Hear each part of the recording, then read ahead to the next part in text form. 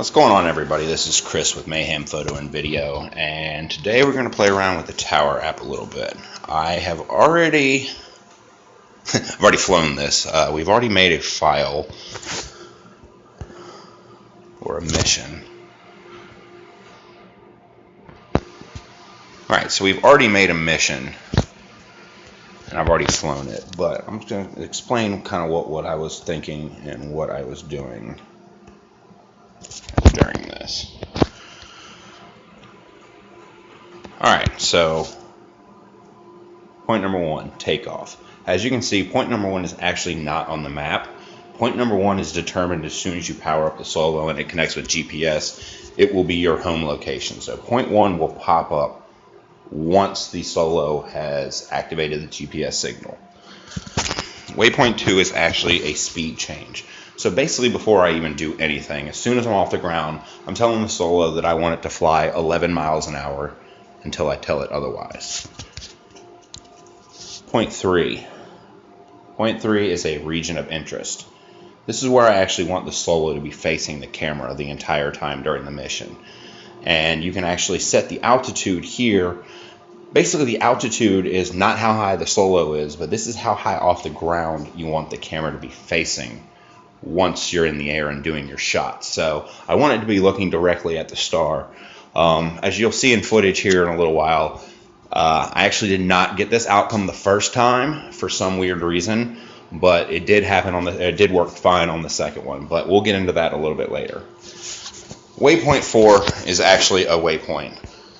After the Solo is in the air and I look at it and make sure that I am comfortable with how it sounds, how it's operating, there's no weird vibrations, I'm going to go ahead and hit the auto button. And again, there'll be future video to show you what I'm talking about. But Waypoint 4, basically I want it to go up to 100 feet and travel straight in the middle of the parking lot at 100 feet. It should be looking at the center of the stadium at Waypoint 3. Waypoint 5 is on the other side of the stadium. If you guys are ever planning on doing this at a site, make sure you go out and pop your Solo up and fly over to some of these items and make sure your camera's at 90 degrees and you're looking, and get a good estimation of what the height is, and then add 20%. If it's 100 feet off the ground, go up 120 feet minimum.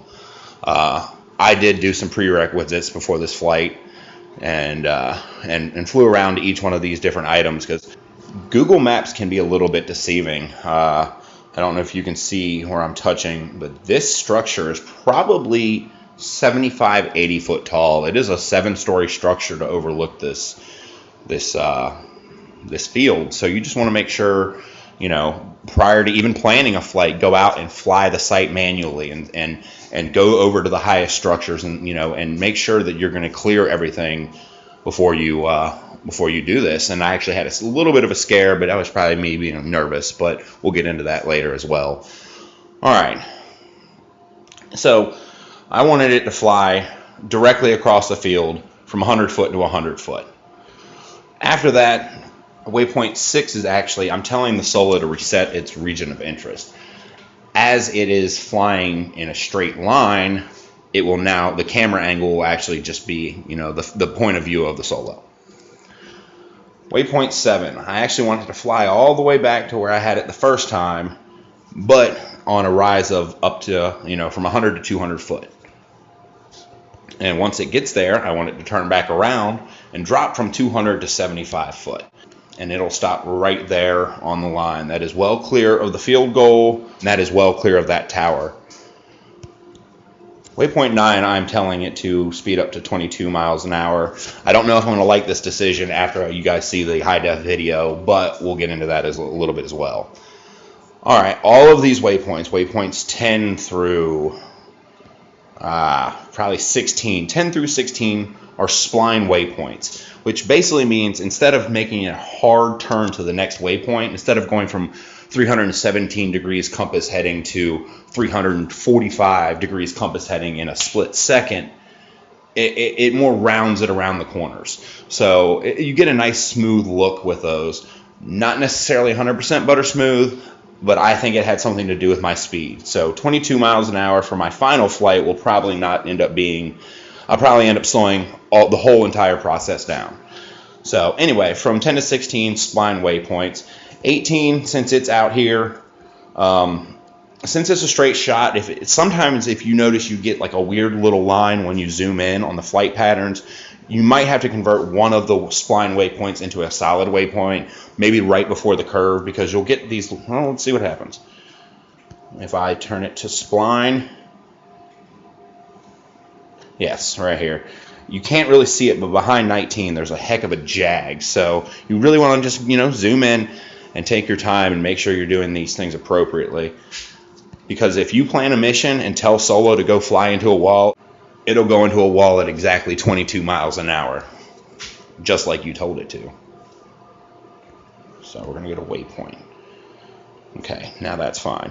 Anyway, so I'm going to have it fly around here. Same thing, spline waypoints. Occasionally you have to drop in a regular waypoint just to make sure that the path looks as butter smooth as possible. Once I get into... So I'm not quite sure why it's displaying 8 instead of 48, but I think it's just a glitch, but it performed as it should. So anyway, once we get to 49, that was my 48 was the end of my lap around the track. Now I just wanted to do some fun stuff. So for 49, I flew to the corner, and I just had it run straight from 49 to 50, over to 51, 52. Now in 53, between 52 and 53, I had it do from 75 to 250 feet. Let's see here. So it went from 52 up to 250. Once it was at altitude, I told it I wanted to do a circle of the entire stadium. So I set the distance at 375 because that kind of looked like I wanted. I honestly am going to end up going out to 425 for the final shot.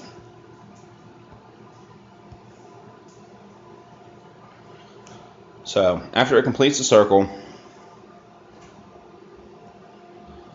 I tell it I want the new region of interest to be, again, the star of the field, but I want it to be 25 foot off the ground. 0.56. I want it to fly that nice triangle. So I send it out there, but it's looking at the star on the field the entire time. 57, same thing. And 58. In the final video, though, I somehow believe the Solo lost the region of interest and continued to look at the sunset the entire time. And 0.59, I'm sending it back home. In the video, I actually take over manually and land the craft. So I've really never done a voiceover before, but I'll give it a go. Alright, this time I armed the Solo from the Solo controller, so I actually manually pressed the fly button, brought it up, usually about eye level. Just listen to it and see if it sounds like it's not functioning, if it's not vibrating. Play around with the sticks a little bit just to, just see if she's acting the way she normally does. I don't know, I'm doing something right now. Phone might have rang or something. Alright, and I press the auto button.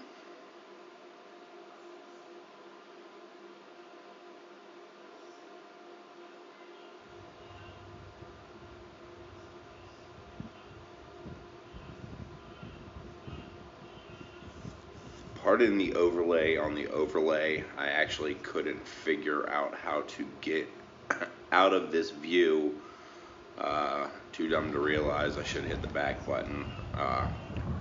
Just spaced out. Just trying to keep an eye on the Solo and couldn't get it back. So going for Waypoint 5. You got the HD version and then the live view is right behind it. I could try to sync them up the best way I could.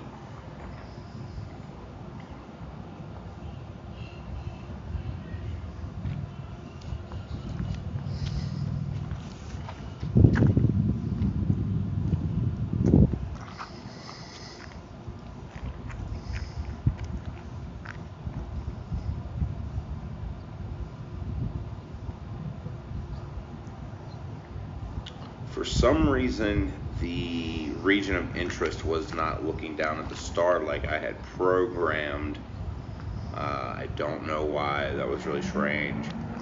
I don't know if I had manually adjusted the angle of the gimbal, and like, between, it was at waypoint 3 or 2, and I adjusted the angle of the gimbal, and it just never reset. I don't know. Going for waypoint Strange 7. outcome. This was the practice flight.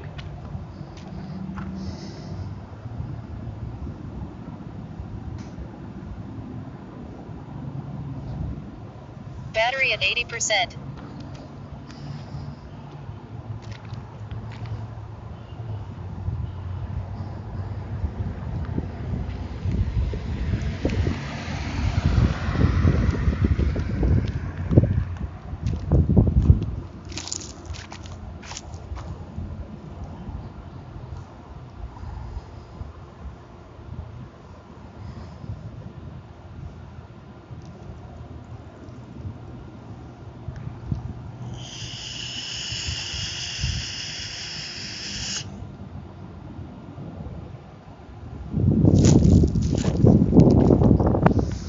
Alright, for such a long shot, I probably would not have left that at 11 miles an hour. Nice, long, straight shot.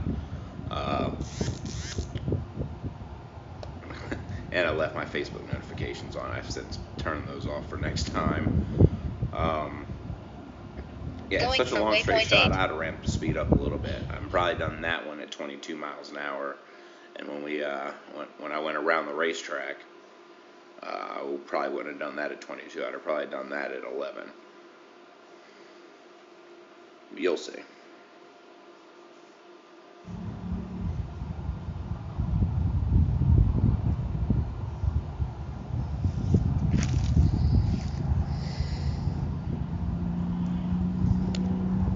I wish I had time to make adjustments on site today, but just the sun was just sinking by the end of the night. It was almost pitch black.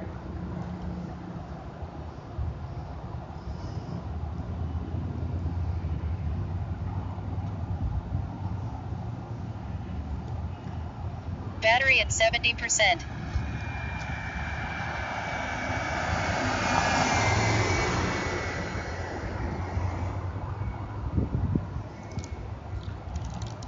Alright. Mode brake. I hesitated. Mode loiter. I wanted to Mode check brake. the map and just to make sure I did everything right. I doubted myself. That's it. I should have trusted it. The programming was good. Yep. See? Mode auto. I just wanted to make sure what line. Going for waypoint 10. Okay. I've noticed that if you come off of a pause or a break, it will skip. It will skip around and it won't go directly to a waypoint. So, sometimes if you need to be extremely precise and you have to pause or break, it might be better just to lift up, get the solo out of there, get it home, put a fresh battery in, and then, make any adjustments and you need to go back at it again. I'll show you another instance of where it cuts corners here momentarily. And that damn purple box.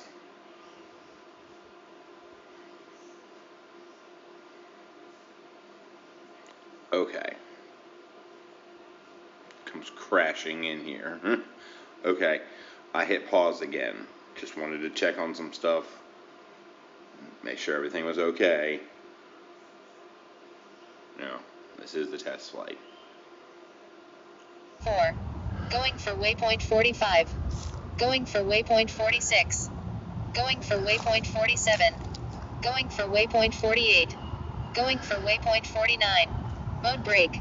Mode loiter. Battery at 60%. Mode auto. Alright. Hit auto again. Going for waypoint 50. It just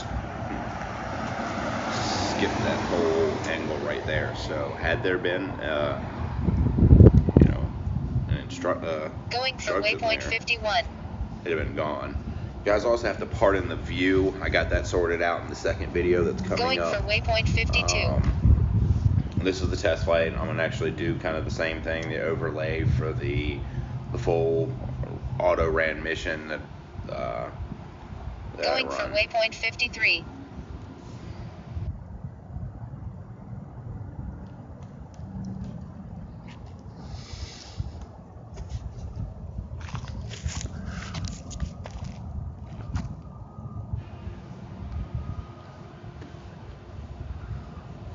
Going for waypoint 54.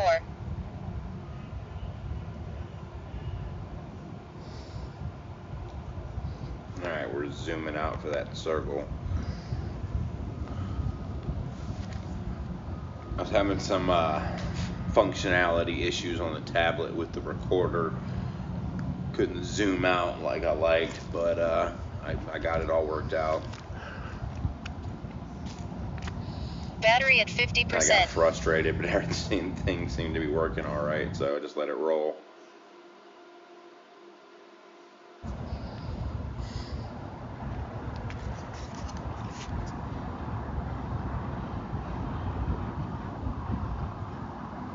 That was a manual gimbal adjustment, I believe. Close. Close.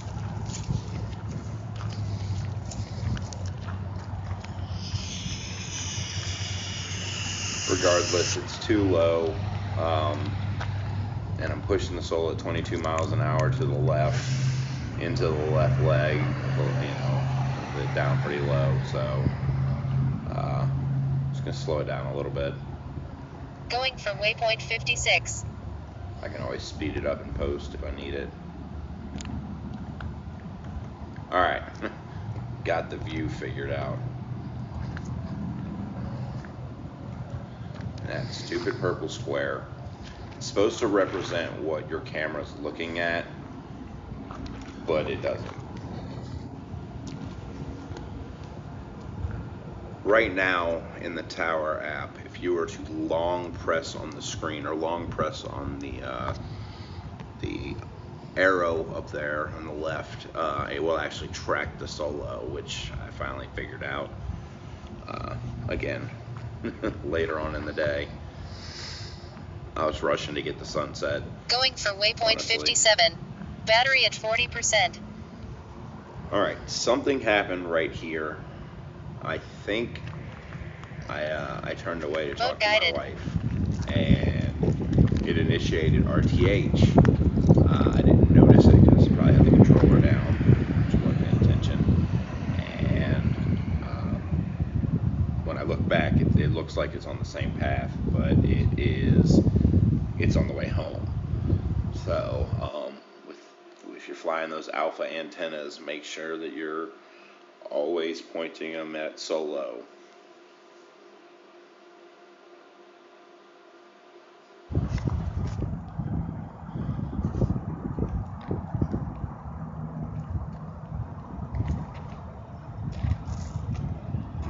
Did you hit all the points? Yeah. Nice. And there it is. Home. It's like, hello, motherfuckers. See it. Mode land.